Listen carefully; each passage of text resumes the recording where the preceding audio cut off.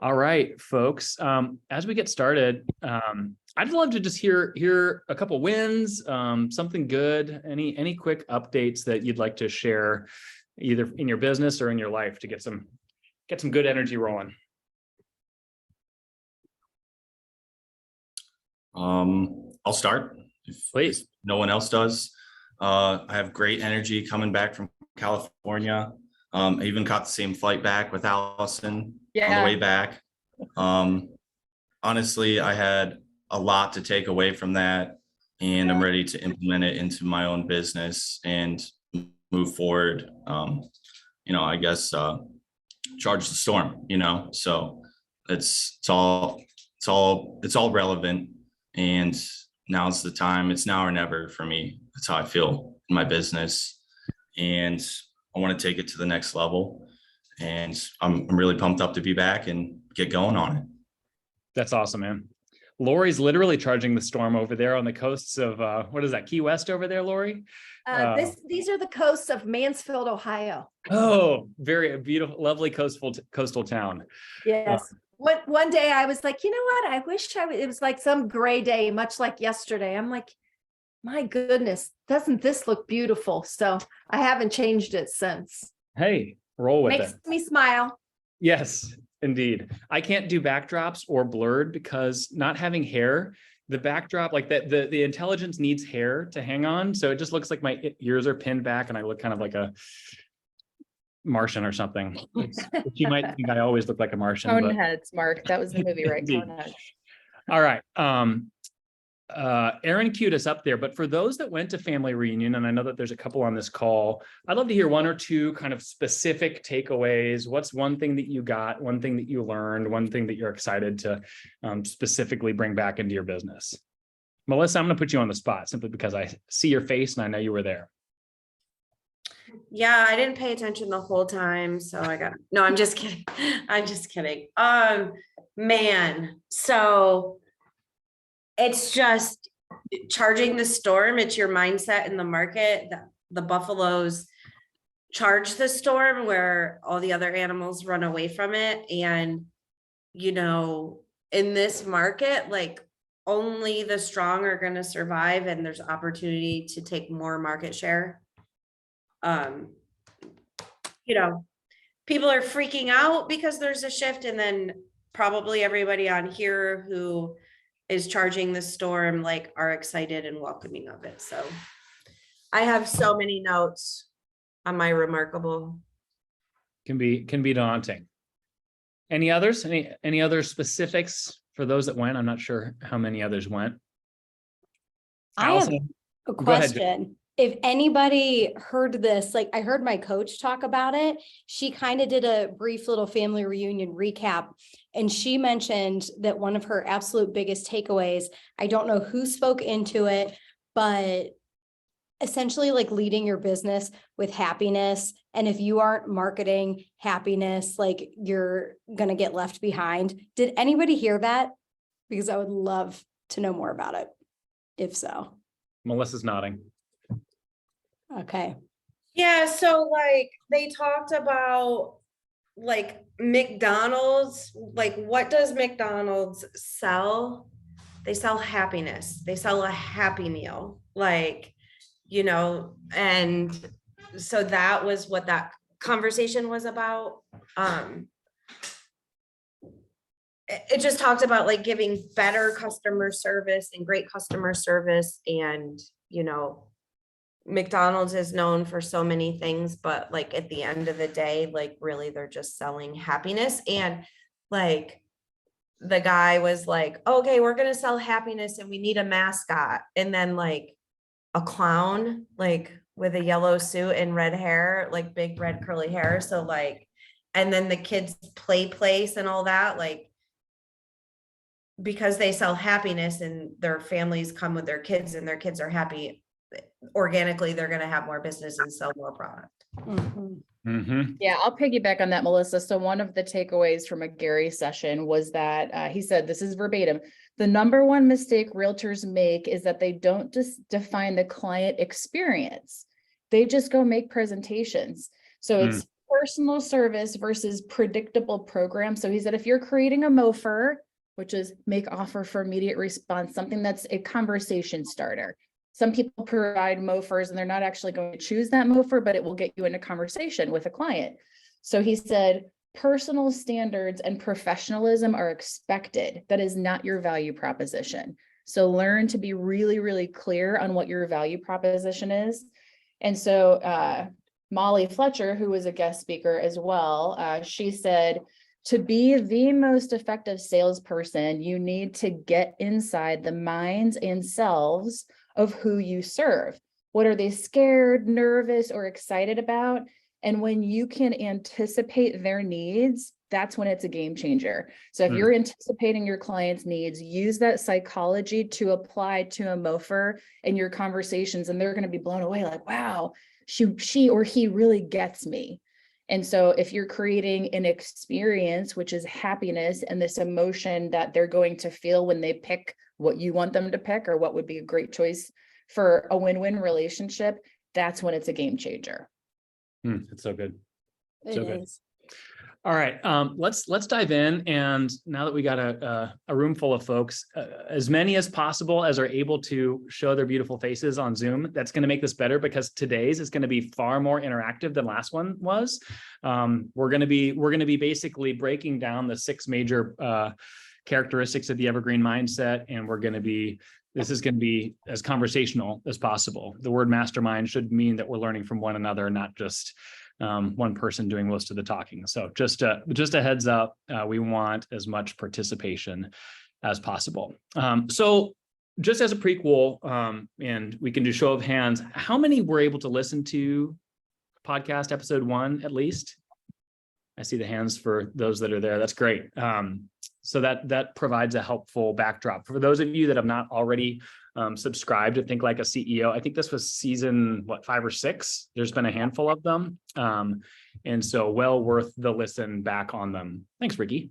And so we're going to basically be diving into that.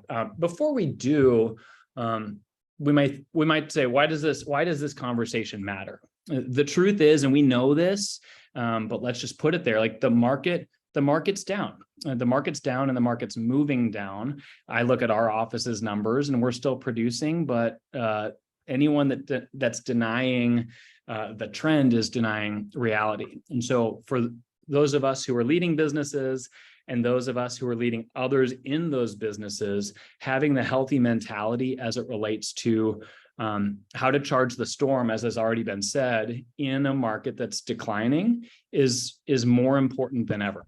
And so with that, Allison, I'll pass to you to kick off the first one. All right. So when you have an evergreen mindset, it means a couple of things. So it's playing the long game and understanding that times are going to be good and times are going to be bad.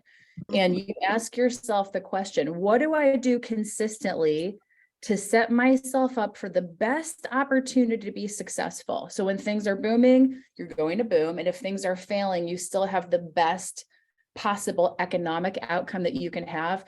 So a lot of this is mindset. We have bold, that's heavy on the mindset. A lot of conversations with ourselves, we get lost in our own heads. So the very first trait of an evergreen mindset is to be positive.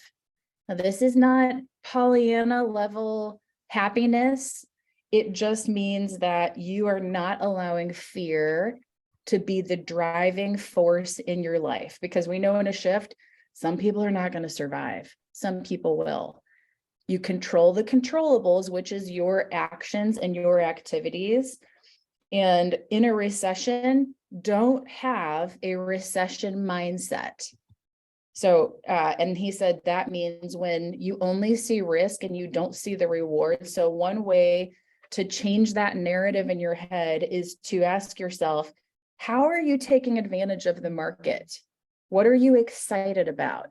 And so when you're having conversations with people around you, don't hang out at the bar or hang out with people that are just going to be commiserating with you like, oh, sucks. This is so hard right now. No, get yourself out of that situation and find other people that are going to be focused on what they can do. So When you hear be positive and have that mindset, what does that mean to you? Live question here. Positivity is found with balance. What does that mean?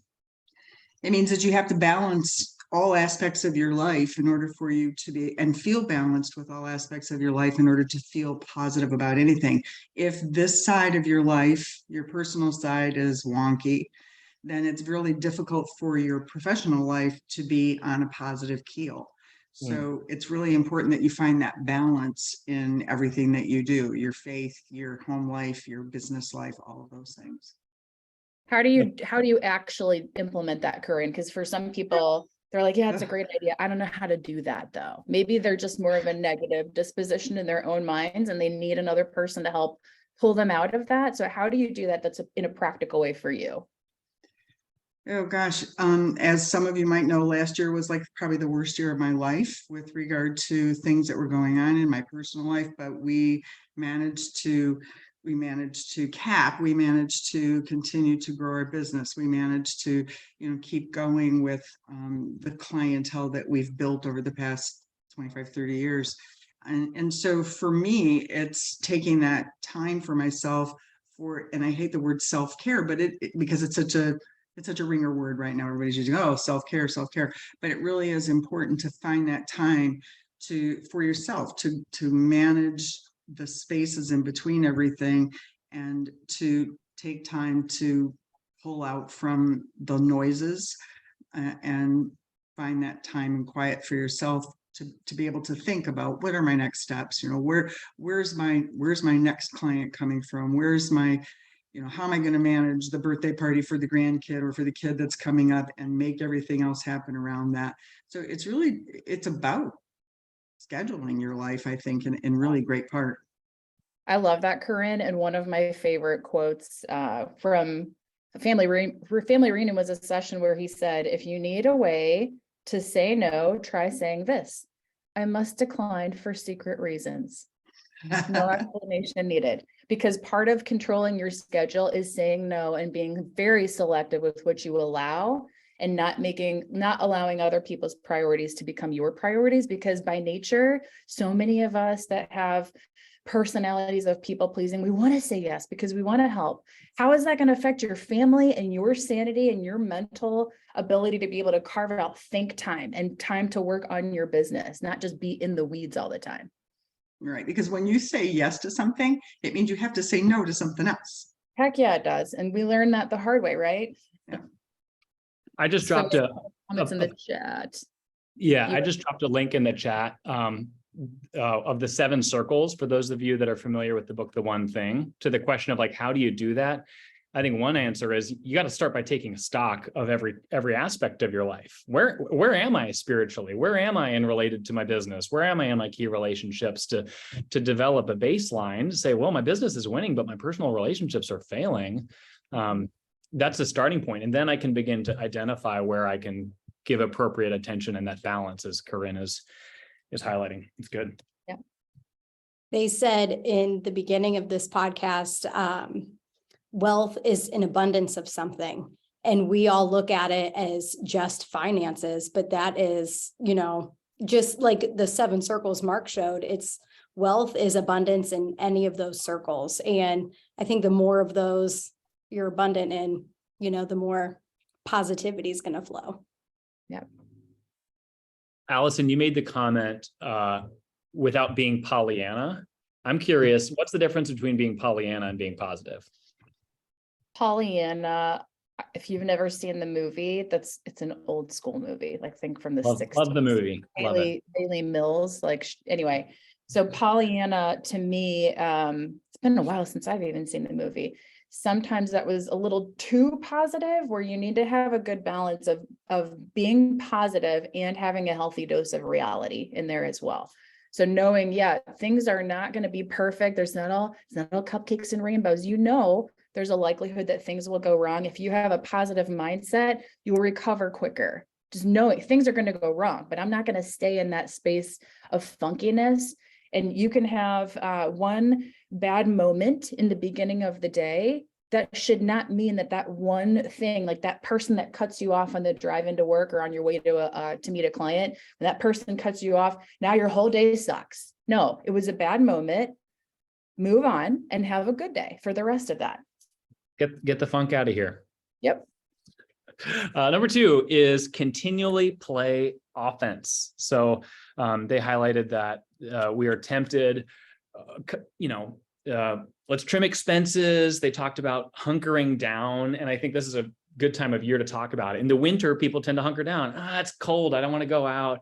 We often don't exercise as much. Like hunkering as a posture that is not seeing possibility, that it isn't thinking proactively. Because the point is, it's not about surviving the shift.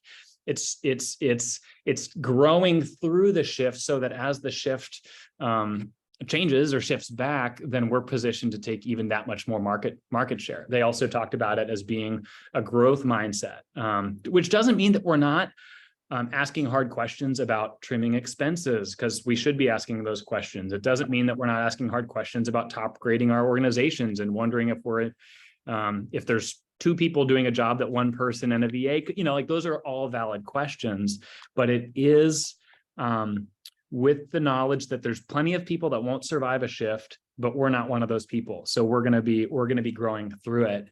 And I think the question that I want to tee up to the group to discuss is, that they asked, what can you do to take market share? Because in order for you to hit your goals, you have to take a higher percentage of the market share as the pie is smaller. So, and they said, hey, be in a room with people that are being creative and thinking proactively around taking market share in this market. And because KW is an abundance-minded environment, we can share what we're doing, or share what we're trying, share what we're considering. I'd love to hear from at least 3 of you something that you're noodling on or trying to take market share with in this market.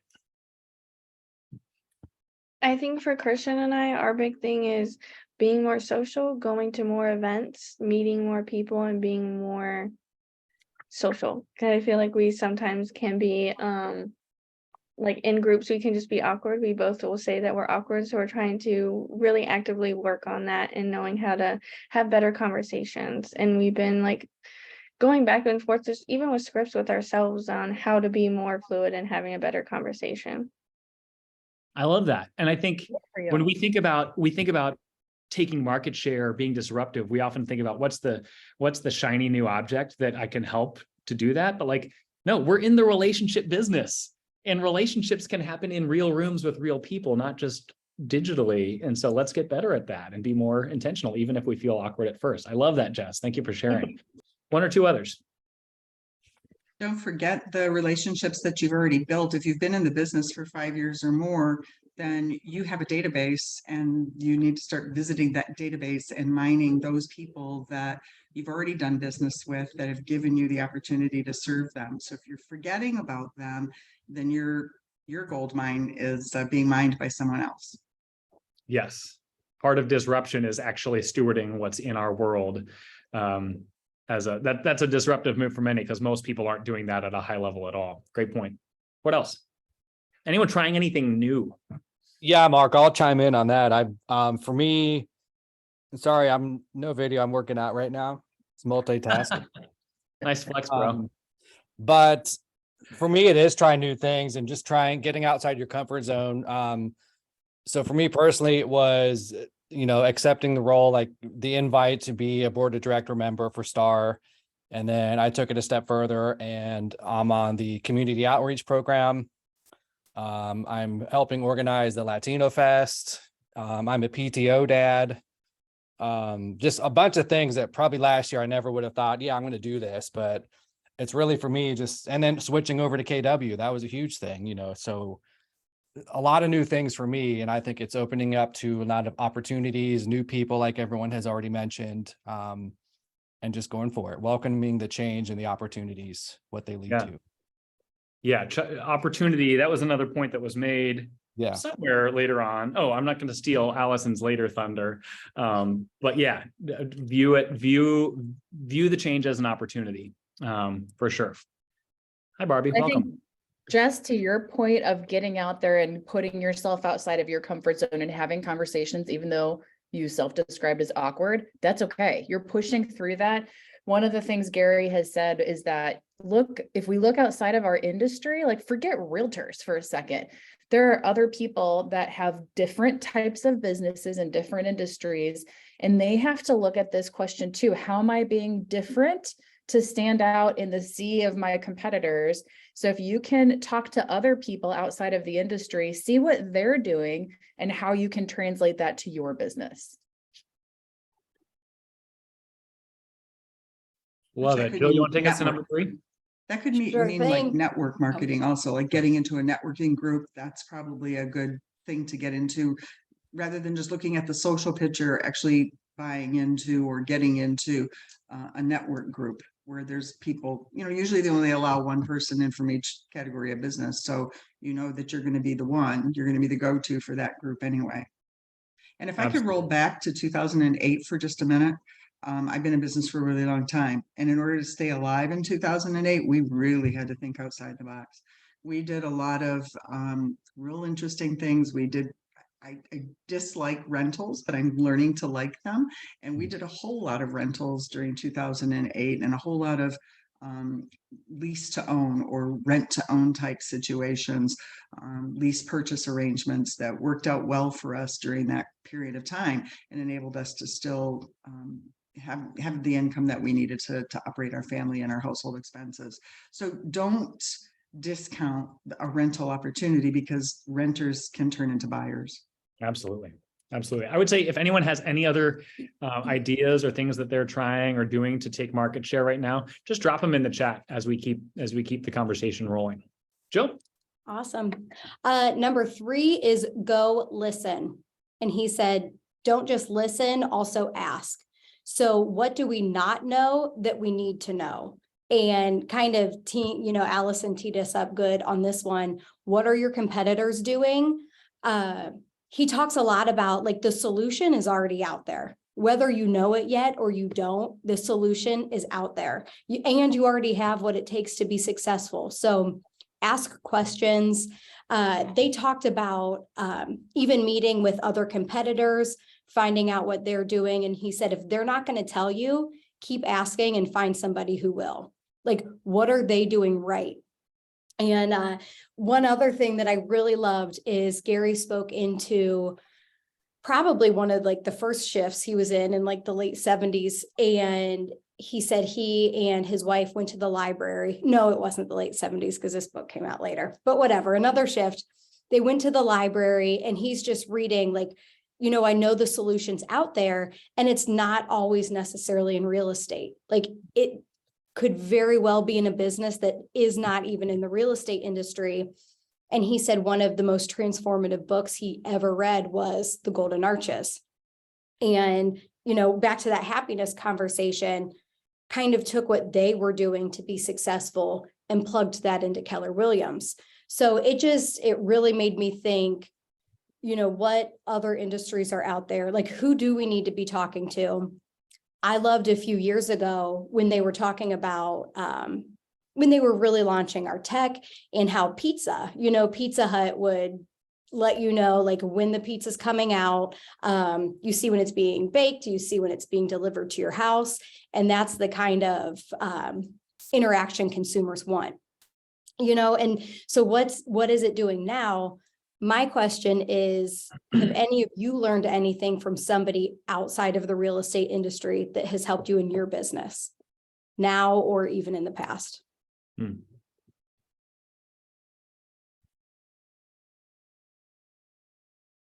Yeah, Jill, I have in my previous business, which was still sales, but just focusing on knowing how much revenue you're generating on each activity.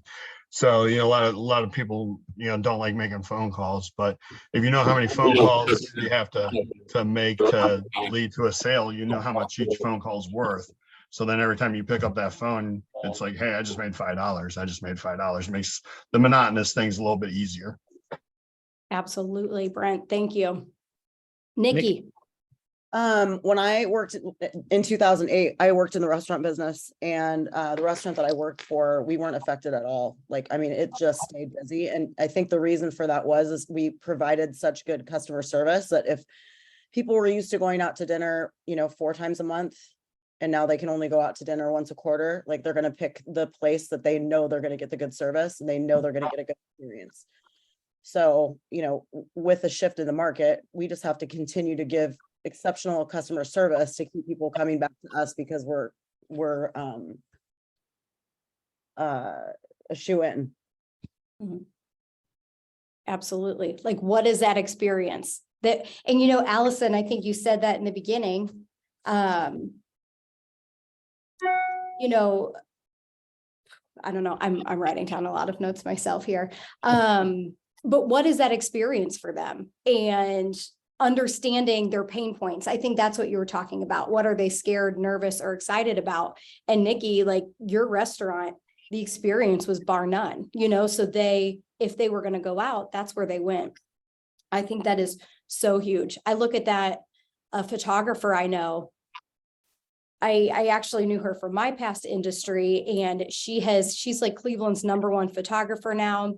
When I knew her, like my 10-year-old was her first baby she ever did a photo shoot for. And now she is huge, and she became so big because of that experience. She just treated everybody, like rolled out the red carpet when they walked into her studio, and offered things that were different too. She started these dream sessions with photo shoots and so on and so forth. But I think, what's the competitor doing? How are they different? And how can we translate that to our business? Well, I think listening more than ever means just being curious and being learning based. I think, Jeff Glover says, listen to 5 podcasts a week, a different one on every day. And it's not just about real estate. I think the answer often lies outside of our industry. And so it's not just about, you guys know real estate. If you're here, real estate, which doesn't mean that you don't have more to learn, but for someone to say, oh, I'm not a reader, it's like, okay, even if you don't sit down for a long time and read chapters over chapters, I struggle with that. I fall asleep when I do that. It's like, but audiobooks, like we all have a lot of good ways to fill the tank. And so choosing not to be learning based is not an option in my mind. I think the other way to set yourself up for success is get into the habit of asking really great questions. So I had one of my first coaches here while at Keller Williams, and he said, start writing 5 questions a day that don't start with the word why. Any topic you can streamline later. It just gets that muscle rolling. Do that every day for 30 days or Monday through Friday, whatever days you choose. If you are going to listen more than ever, you better ask some good questions, because you'll have great answers if you ask great questions. And if you're not used to that, you're not going to have an idea of how to ask great questions. So let's say you have an opportunity because you get in the elevator with this Fortune 500 CEO. If you're not prepared to ask great questions, you're not going to say anything because you don't want to look like an idiot. Like, that'd be a stupid question to ask. Set yourself up for success by being ready. Those times are not just by accident. If you're prepared, you will feel ready, and then you can listen for that 2-minute exchange that you'll have. You look like Chris Farley as that game show, as the talk show host from back in the day. Yeah. Sorry. Allison, what's number 4? Number 4, live outside your comfort zone. Man, is that easier said than done? Gary says, when most people, when a shift happens, their knee-jerk reaction is, I don't want to change. Hell no, I'm not going to change. So for most people, change is a threat and not an opportunity. Your mindset should be change. Bring it on, baby. Bring it on. We know that change is inevitable. It's going to happen. Participation is optional. He says that a lot too. You can choose if you're going to be the guy or the girl standing there kind of shoulders crossed, dragging your feet like, I don't want to do this. I'm not doing this. Or you can say, how can I win in this time? He said, most people, if you have an established model for your business, it's not going to last 50 years from now. You have to be ahead of the curve and looking at the changes that are going to come and be proactive with that. So getting comfortable being uncomfortable is really, really important. And that's not just with your business, that's with life in general. And so if you're in a leadership position for your family as a parent, having that message to your kids, like being adaptable, they're going to watch what you do and take note of how adaptable you really are. And the other key to that, when it comes to your financials, he said most people are running a lifestyle business, meaning they manage their business to the income that they want in order to finance their personal lives. So if you look at your business and you look at your personal expenses over the period of a month or a quarter, cut crap out of your personal life and your personal expenses that you don't really need. So when you have an issue with like, okay, do I cut my coaching? Do I cut my lead gen spend in this particular area? You don't have to make those decisions if those things are ultimately helping you make more money. So I'd like to hear from the group an area that maybe you were really hesitant to change in, but then you finally relented and said, I'm going to embrace this. So I would like to hear an example of, tell me a win story when you leaned into the change and you said, I decided to do this, and here was the result. It's a big question. It doesn't have to be just business either. I suppose, I've really been going back to expenses, right? Versus financing my personal life. I do want to grow in business. And I know that just because I'm cutting that stuff, doesn't mean I can't embrace this change as an opportunity. So what I want to do is, reallocate that right into lead gen, making sure I'm cutting out all these things in my personal life that really aren't making it better. But I can do that with my business, and I know that's where I want to go. So that's the first step I'm taking. I went to a new financial advisor as well. Just trying to set myself up for success and not being afraid to take a chance on figuring I've been looking into hiring an assistant. I know it will be an upfront cost, but I know in the end, it'll pay off, tenfold. So if I really make the right hire, I know that'll be great for business, and I can continue to grow and help others grow too. I love that. And even the analyzing your tax preparer, your financial, if you have a great relationship with your financial person, they've helped you save a ton of money, great. And if you haven't analyzed that relationship in a while, do that. Look at your insurance company. If you've had State Farm since you were, a new driver and you haven't looked at that, look at all the ways you can save money while still having a great level of service and getting the job done, especially insurance and things that we have to pay anyway. Who else? Allison, something that crossed my mind, and I don't even know if this makes sense with it, but, get comfortable with being uncomfortable. And when have you gotten uncomfortable, made the change, and it was a success?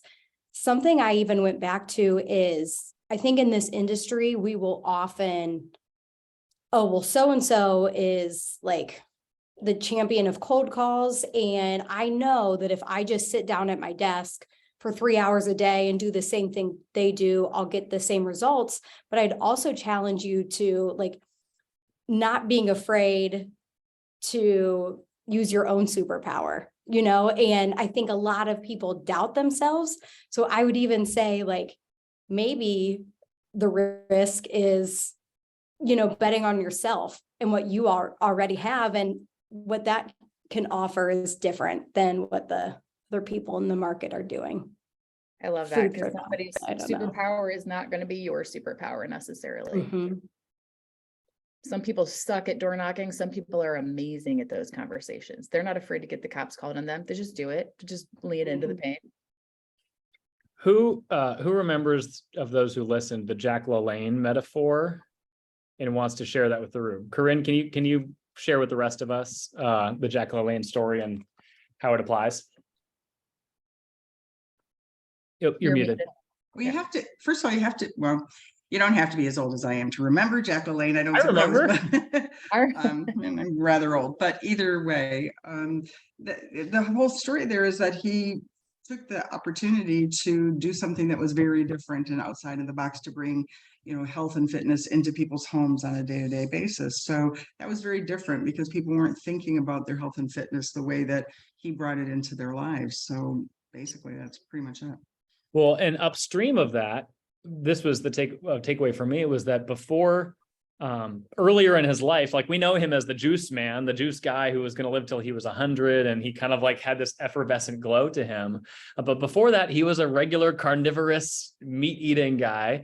And one of the points that Gary made was he, you know, up to that point, all of the research had been, this is what your diet should be. And then he learned some new research and said, oh, I need to change. And I think for me, there was an aha of like every person on this call, you know, maybe I'll offend you by saying this, but we all hold either incomplete knowledge or false knowledge about something that makes us act or not act in a certain way.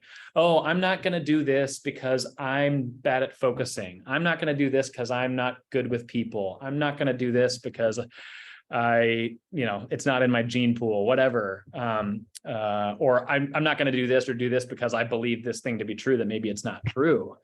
And so I think for me, one of the takeaways on this points was, where might my blind spots be? What false assumptions do I hold that are holding me back from doing the things that I need to do in my life and business, whether it's about myself or about the world or about the industry, you know, you name it. And I think we all have that stuff. And part of living outside of your comfort zone is it's uncomfortable to live in a place of like, yeah, I might be wrong. Yeah. You have to put your ego to the side and ask for a trusted advisor, someone that you know will be honest with you, and they'll give you that care and candor conversation because they care about you. Ask them to give you some insight on your blind spots because they'll be honest with you without wanting to crush you. Yeah. So important. All right, number 5, focus on what you can control. 98%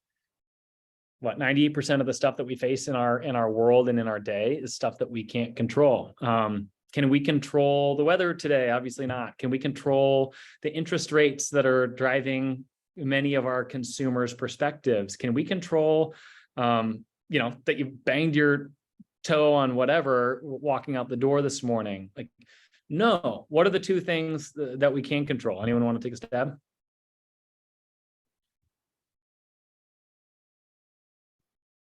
I would I say know how you react. positivity is one of them, right? Positivity. Yeah. Mindset. Yep. How I think about things. Well, in real estate, price point. I had that dialogue with the seller who's like, we've shown the house, we can't sell it. What's going on? And it's like, there's things that we can change in your listing and there's things that we can't change in your listing. The weirdness of the layout of your house, we can't change. You know, the fact that it's sitting where it is, we can't change. What can we change? We can change the price point. We can drop the price and see if we get more traffic. So, Sure. I mean, specifically to real estate, obviously there are things you can and can't control, but to ourselves, I think Aaron's point is probably the best. It's like we can control how we perceive things and how we react to them. Yes. And you know, the boilerplate, it's we control our mindset and we can control our actions. And I've appreciated those who are going through our BOLD program right now. Our coach has said, you can't control your first thought. So when something happens to you, when the guy cuts in front of you on the interstate, or when the listing agent is needlessly harsh in the way that they communicate or whatever, you can't control your first blush, but you can control your second thought and every thought after that. And so every day has its version of that, whether it's the weather, whether it's, you know, I have a sick kid this morning and that, you know, sleep wasn't great last night. Like I couldn't control that. I can have a moment of reacting to that, but now it's my choice to how I choose to attack my day from a positivity and acknowledging standpoint, but then what actions do I take in light of that? And I think one of the points they made is that, you know, a lot of agents are in that hunker mode, as I mentioned before. Market's down, there's fewer homes being sold. And the question is, you know, think about the goals that you have for your business. Are there enough sales in your area to support your goals? And the answer will always always be yes.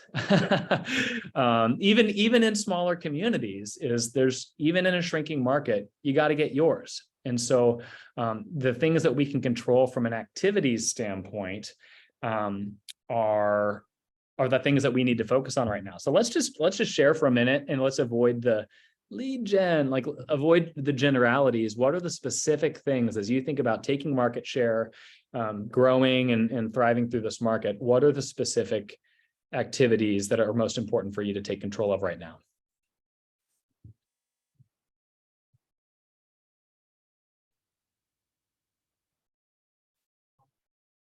I have a part 2 question, so I need to get some good answers on this one.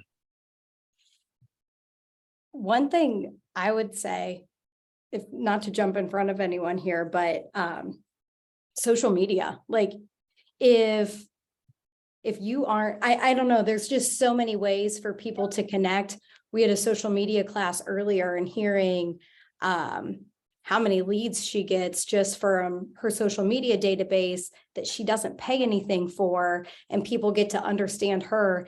I mean, there's a lot of different things, but that's just something I think, if you're not going to do social media, if you're not going to do video, I don't know. Mm-hmm. I have been doing quite a bit more like pop buys. Like if I have a showing in an area that I don't normally go to, that typically means that I don't normally see that client very often. So I've been reaching out to people. Hey, I'm going to be in your area tomorrow at 3. Can I stop by after my showing? I'd love to see you. Love that.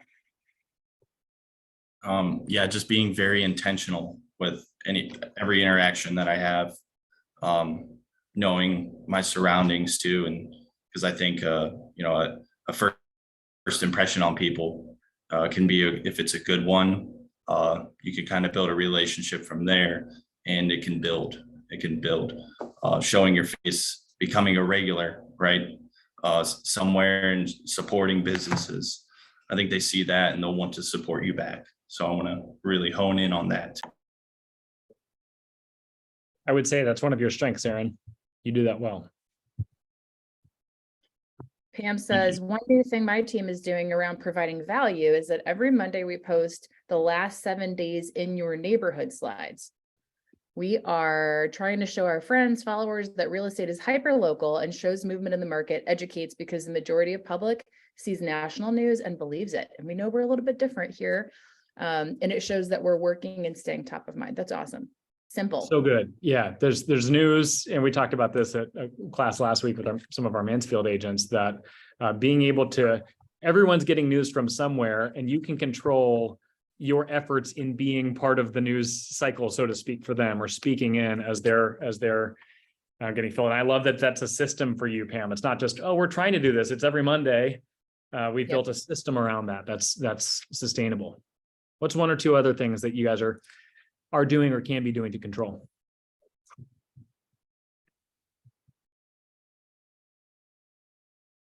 I'll jump in here real quick.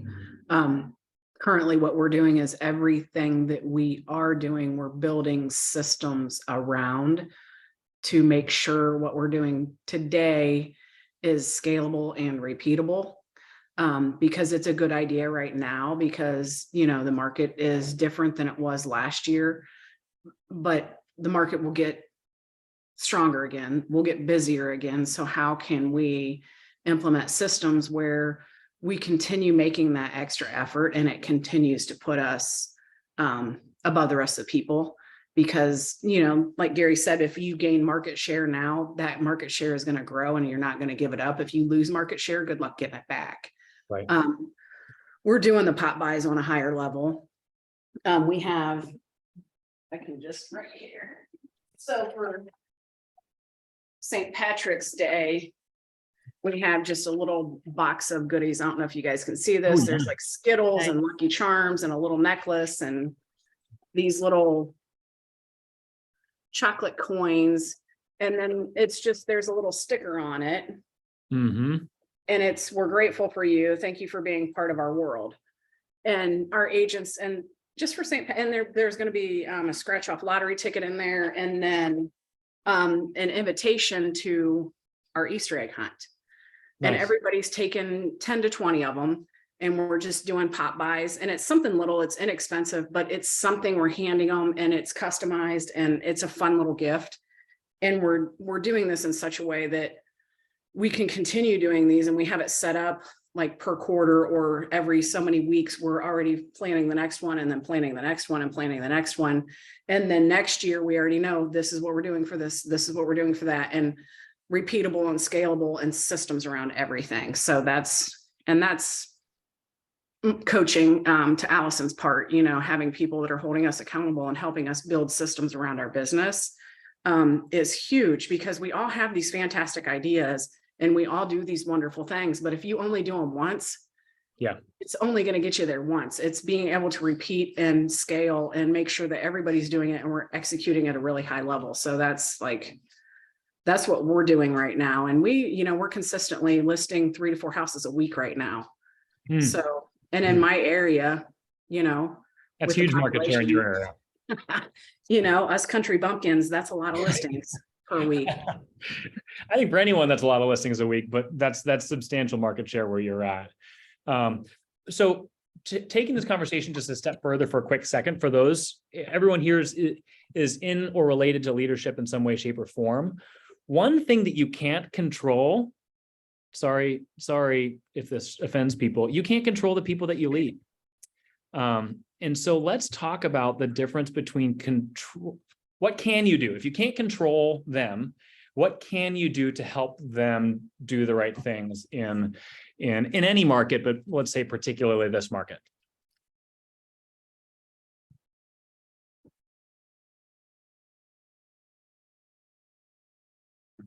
Like, nobody wants to systems standards. What does that mean? If you don't pen a new online lead for the month, you don't get calls for that month. Like, that's really easy. And right now, like, we have 1 or 2 that don't have anything pending for the online leads in March, and they are in a full-fledged panic because they know they have 6 days to get something pending, or they don't get calls next month. Like, you just set the standards a little bit higher and make the consequences hurt. And it's like, either you earn leads or you don't. And there's no exceptions. There's no favorites either. There is no try. You do or you don't, right? And we have systems, we have standards, and we have them in writing, and we communicate them very clearly. And either they're performing at the level they need to perform at, or they don't get the rewards that we give for our team. So it's not a matter of controlling, it's giving them choices and opportunities. I love that. I love that, Tracy. I mean, that's like any good parent. If you talk about what the rule is, and then that child chooses to break the rule, there should be consequences, or else they're not going to believe you. Like, oh, she's not going to follow through. If you're saying your standards are in writing and you're talking about that and holding that person accountable, if they don't do the thing, it helps take the emotion out of it. Like, we agreed that this was the standard. It was not met. So now the consequences are going to be enforced. Sometimes that leads to people naturally selecting to be off your team because they're like, I can't hack this standard. Or they say, man, that really hurt. I don't want to do that again. So I'm going to step it up for next month. Yep. Taking the emotion out is what standards frees you to do. I love that. Anyone else want to chime in on that before we transition to the last one? One other thing I would say is, like, I think that is absolutely necessary. And then also one other thing we can control is how much you're in relationship with them, like what the communication is. Do you know what's going on in their life? Because if you do and you understand the goals, it's a lot easier to put them on that system, that amazing system that Tracy has. So I bet you she also knows what's going on in their lives. So yeah. That's a great point. And I think in a shifting time, and this is a good word for me as well, just in my role, in a shifting time where the average agent, if they did 2 deals a month last year, might be more like 1, to start this year, wrapping your arms around them. The relationships need more, not less, right now. And the connection and the support and being on the same team is more important now than in, July, when people don't have time to even stop and catch their breath. So love that point. All right, bring us home. All right. So some of this kind of goes off of what you just spoke about, Mark, but number 6 is certainty. And he talked about learning to live with certainty in uncertain times. And then he asked, what can you be certain about? And we can absolutely be certain about the past. We can absolutely be certain about the present. We're uncertain about the future. Nobody can control it. Nobody has a crystal ball. So when we worry about that, like, you're letting fear take number 1. And then you can't go back to that positive mindset that we talked about as step number 1. So taking the fear out the door, like, know what we can be certain with. We can be certain with the past. We can be certain with right now. And then he said, there's 3 things you can be certain about: who you are, what you want. And then number 3 is, what are you willing to do? And it just really made me think. And he also talked about, like, who you are and what you want and what you're willing to do. Like, those things can change. And even if you think through and through who you are, this is where personal growth and self-growth is so, so important, because that person always changes. And I don't know, it made me think, and I would ask this, like, what am I doing to know who I am and know what I want right now? So would any of you like to dive into anything you are doing that who you are, being certain in yourself or in the present moment?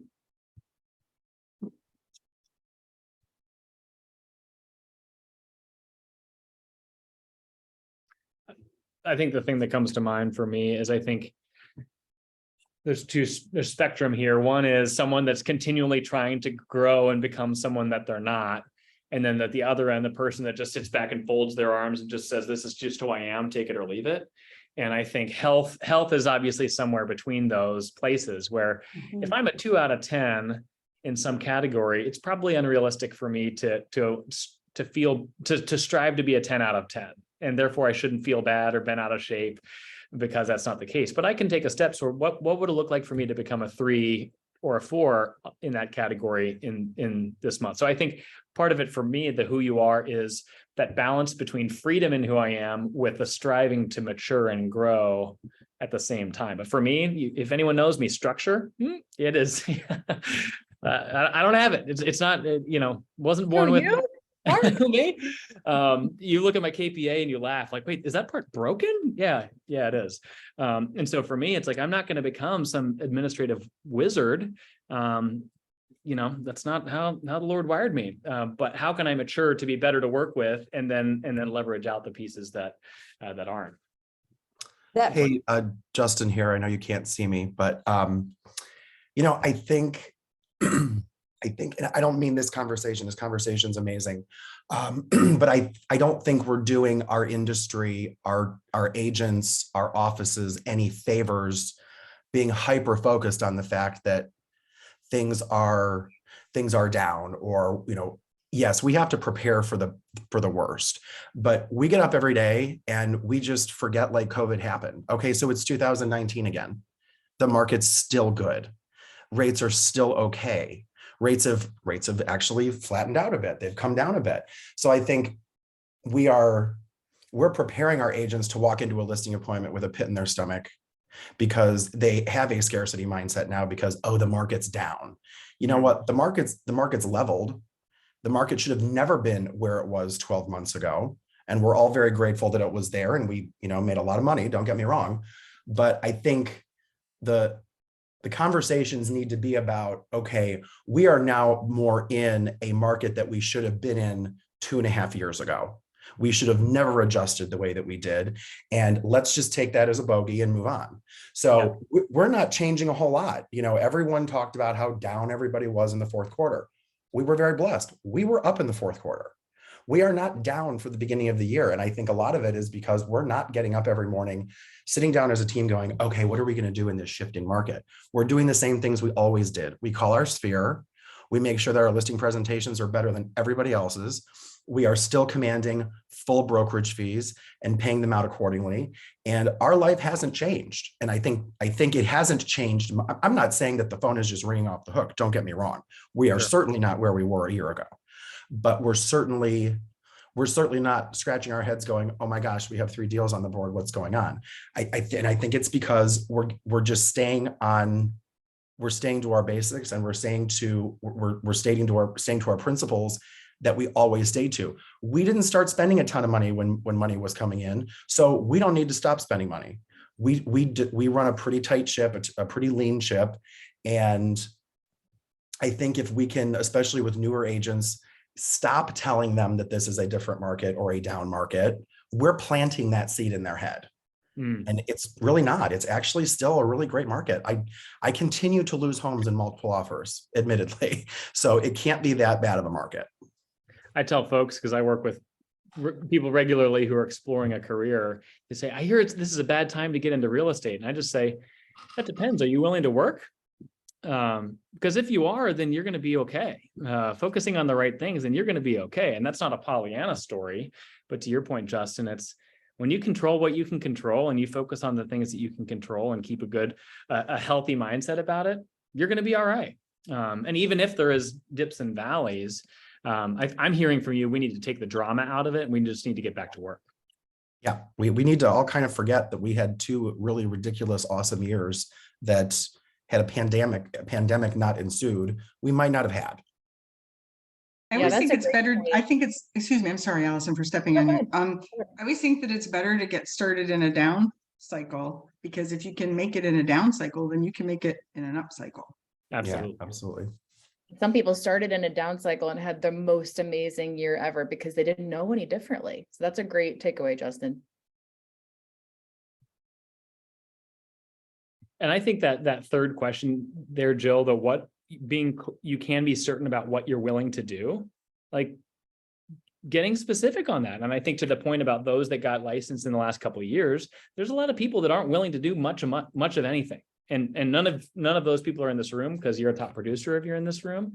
But there's a whole lot of people that aren't. And I think for you, that doesn't mean you need to revolutionize how you approach your work, but just to kind of that blue collar, let's roll up our sleeves. And if you're in leadership, the challenge is instilling that if you've got people on your team that have come on during the harvest season, so to speak, for them to have that mentality as well, which is easier said than done and comes through relationship and standards, as we discussed.